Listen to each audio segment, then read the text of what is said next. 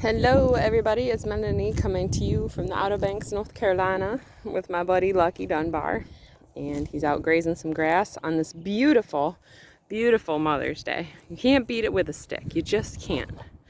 Got some sun shining, you got a fire pit, you got a pony. Not my property, but we get to come use it and get him some grass, and that's pretty awesome. So, oh, he's loving it. Look at him go. I just love how they eat. God makes some pretty fantastic creatures, he does. Anywho. So I'm going to be chatting with you all this morning, and we're going to have to make it quick so I'm not late for church. But I'm a mom, if you didn't know that. I'm a mom to 3 kids. Look at my hair, it's all sticky. I'm a mom of 3 kids. They are 12, 11, and 9, almost 10.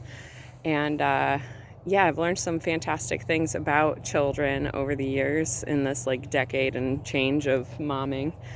And I wanted to share that with you guys because I feel like moms take for granted the time that they have with their kids. And you get so focused and caught up in the busyness of it and the sacrifice of it that you forget the importance of it, that you only have so little time with them. You only have, in all reality, if we all live to 100 years old, you only have 1/5 of your time, less than, to spend with your kids. It's 20 years. That's it. And so during that time, I encourage you guys to put yourselves on hold. Put the tasks that you could do later on hold. For me, those tasks, it's artwork, it's music, although I have a job in the summertime that I go play for, so I do still have to play, but I'm not able to sit there and learn guitar riffs all day long and spend 5 hours practicing guitar riffs. I don't have the time to. Oh, lucky. Isn't this so cute? I love this place here with this pond. You handsome? Yes, you are. So peaceful, so pretty. The birds, I hope you guys can hear those. Pony living his best life. He's not a pony, he's technically a horse, but he's a small horse. But he's my brother.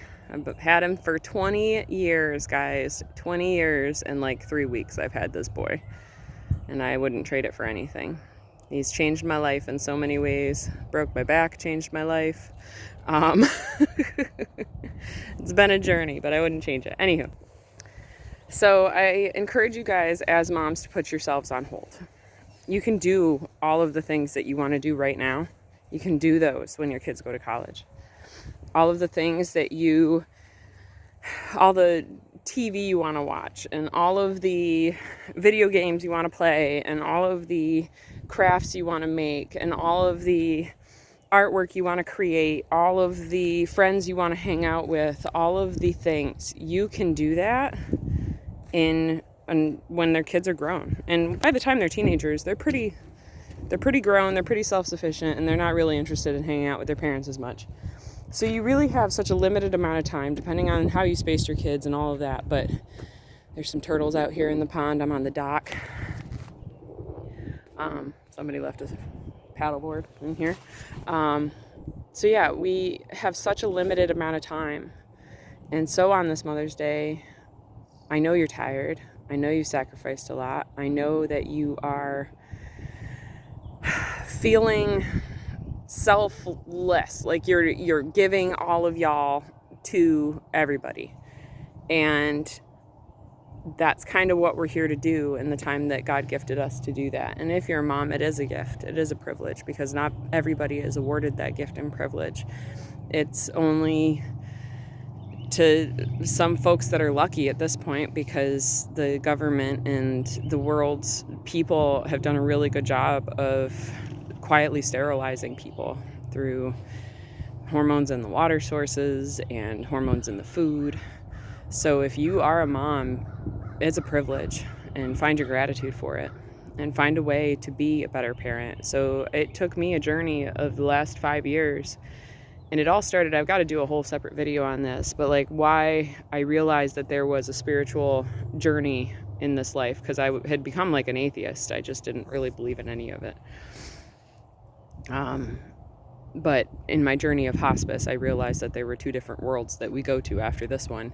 And I wanted to be on the good side from the nightmarish things that I witnessed in that journey. And so when I started realizing that there were two different worlds to live in, I realized I needed to be a better parent.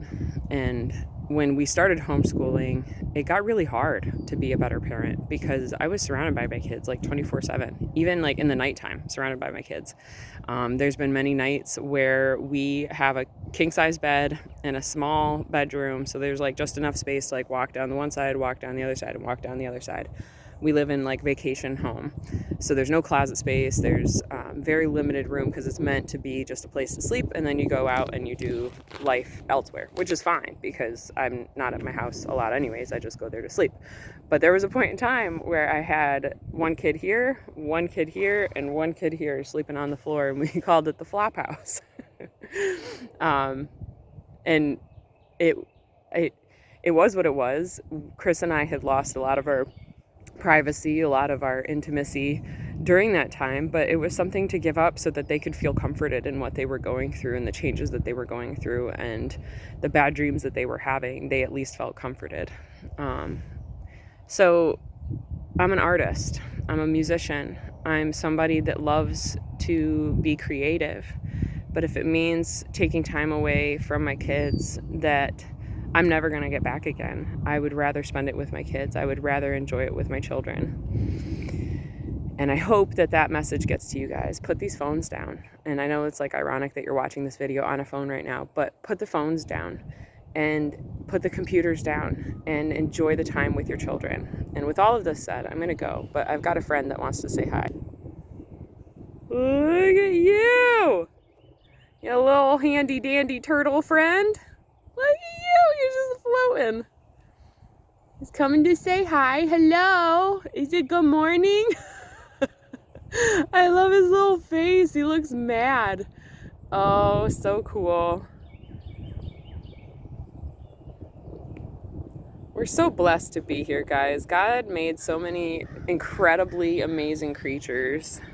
There's another turtle right there. I guess my finger got in the way. There's another guy like over there, his little head poking out. And there was a couple over here. Yeah, don't take for granted what God's given us and the days that God's given us and the fact that our spirits have returned to our bodies once again to live another day. And don't take out kids that depend on you and rely on you and need you. And like I said, put your phones down. You don't need this stuff. You need your time with your children because that is fleeting. And it goes so fast. I didn't realize how fast it would go. People told me how fast it would go. It feels like a blink of an eye. And just yesterday that we had been talking about sending our oldest to school early so that she could get smarter faster. And I'm really grateful for the woman that said, stop, breathe, it's okay. Take time, enjoy the time you have with your kids because it's gone way too fast. And her words have stuck with me. And so I want to send you all so much love today on this beautiful Mother's Day. So much gratitude for being here on this journey with me. And so much, my heart is overfilled with joy right now for the life that God's given me and the second chances that I've had. And I hope that you guys are able to look and reflect back on your life and maybe see how you could find more joy and gratitude in what's been gifted to you, even though it's hard. I've been telling people all week, I'm like, we are bare bones in it financially, and that is okay. Like, I know it's coming. I know it's going to be better. Our kids know that like we're bare bonesing it financially because we're honest parents and we talk to them about everything. But I keep coming back to, I've got food on my table. I've got love in my heart. I've got a family. I've got all the things that I need to have. And if you don't have all of those things, go outside and find yourself some turtles in a pond because I guarantee you it will feel better. You will feel so much better. So with all that said, my friends, I'm going to peace out and get myself to church and probably look a little messy there, but they don't care how you show up as long as you show up, right? And I'm going to have you guys say bye, Puckers. Oh, the handsome Puck man. He's got his pink boots on. The handsome Lucky man. Oh, his little friend. Lucky's like totally isolated in his own tiny little pasture. It's like basically the length of the pasture this way to that wooden fence. You can see the little poles, but it's very small. But his friend Puck is always there with him, always spending time with him, and they play over the fence. And I just love that he's got this buddy to hang out with that cares about him and loves him, even though he's in solitary confinement for his breathing issues. So yeah, it's pretty cool to see their partnership and their friendship. And I bring Lucky out every morning for about an hour and a half, sometimes 2 hours, that he gets to just free graze and wander the property and live his best life to the best that we can right now. And hopefully one day soon we'll get that farm we've been praying for. 528 acres filled with fruit trees and berry bushes and blueberries and all of the things. Like my friend Vince was like, I can see you on your farm with all your fruit. And I was like, that's where I want to be so bad. So one day we'll get there. All right, sending you all so much peace, love, and God bless. Adios, my friends.